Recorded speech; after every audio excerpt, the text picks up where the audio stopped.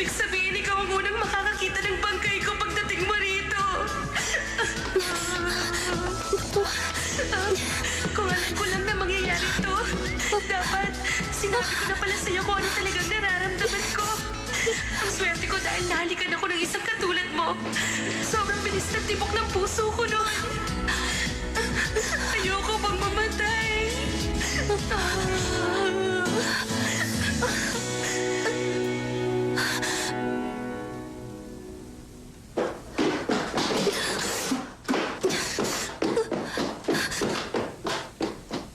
Music really changes a lot of things. At mukhang nasa gitna ako ng pagbabagong yun.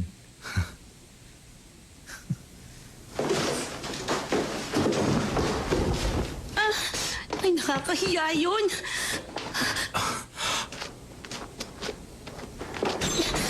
Ay, kalabaw! Ay, nakakagulat ka naman. Paano ka napunta dyan? Nasa taas ka, di ba?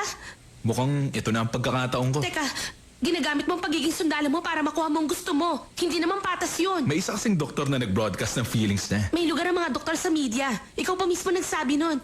At saka, hindi naman tama yung ginawa mo. Bakit pinakinggan mo yung Hindi ko recording? kasalanan na nag-play yun. Pero kahit na, dapat tinakpan mo ang tenga mo. Alam mo, ang cute mo sa ginagawa mo. Pero bakit tumatakbo ka? Kanina lang ipinagtatapat mo ang feelings mo. Nandito na ako pero lumalayo ka. Anong sinabi mo? Sino nagsabing Di ba nagtapat yun ako? yung sinabi mo sa recording? Hindi ako yun, no? Anong hindi? Galing yun sa phone mo. Ay, hindi ko phone yan. Ay, bakit ba walang kwenta yung naiisip kong palusot? Isang karangalan ng parte ko nun. Ewan ko sa'yo. Mag-usap nga tayo. Naku, tingnan mo yan, no? Ay, Asa ka pa. Sagutin mo na ako. Ilang beses mo na akong binasted. Gusto ko lang naman malaman kung totoo yung sinabi mo doon. Sagutin mo na yung tanong ko. sige na nga. Sasagutin kita.